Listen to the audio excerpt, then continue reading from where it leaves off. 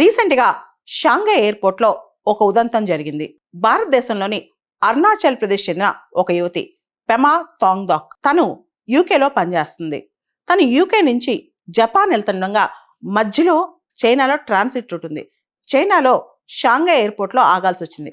అక్కడ ఈ అమ్మాయిని పాస్పోర్ట్, ఏదైతే ఈ అమ్మాయి పాస్పోర్ట్ ఉందో, పెమా థాంగ్దాక్ పాస్పోర్ట్ చెక్ చేసిన చైనీస్ పాస్పోర్ట్ అధికారులు, అక్కడున్న ఆ ఎయిర్పోర్ట్ అధికారులు వాళ్ళు చూసి ఈ అమ్మాయి ఇండియాలో అరుణాచల్ ప్రదేశ్ స్టేట్ అని గమనించి, అరుణాచల్ ప్రదేశ్ అంటే చైనాలో భాగం కదా, అరుణాచల్ ప్రదేశ్ వాళ్ళు ఇండియన్ పాస్పోర్ట్ కలిగి ఉండటం ఏంటి, మీరు ఆగిపోండి అని పక్కకు పిలిచేసి దాదాపు 18 గంటల అమ్మాయిని పక్కనుంచేశారు. దాంతో అమ్మాయి కొన్ని సోర్సెస్ ద్వారా ఇండియన్ ఎంబసీని కాంటాక్ట్ చేసి తన బేసిక్ నీడ్స్ అనేది సపోర్ట్ తెచ్చుకుంది.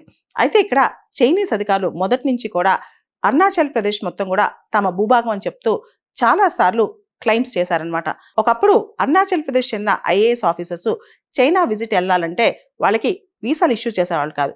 అంతేకాదు అరుణాచల్ ప్రదేశ్ చెందిన ప్లేయర్స్ చైనాకి వెళ్ళాలంటే వాళ్ళకి స్టేపుల్ వీసాస్ ఇచ్చారు. 2 సంవత్సరాల క్రితం కూడా స్టేపుల్ వీసాస్ అనమాట. అదేవిధంగా అరుణాచల్ ప్రదేశ్ మొత్తం దాదాపు 90,000 కిలోమీటర్స్ అరుణాచల్ ప్రదేశ్ మొత్తం మాదే అని చెప్పి చైనా క్లెయిమ్ చేస్తుంది.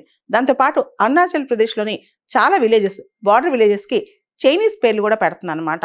ఇవన్నీ పక్కన పెడితే దలై లామా అరుణాచల్ ప్రదేశ్లోని తవాంగ్ వ్యాలీ, అక్కడున్న మానిస్ట్రీస్ విజిట్ చేసినప్పుడు కూడా చైనా అబ్జెక్షన్ తెలిపింది.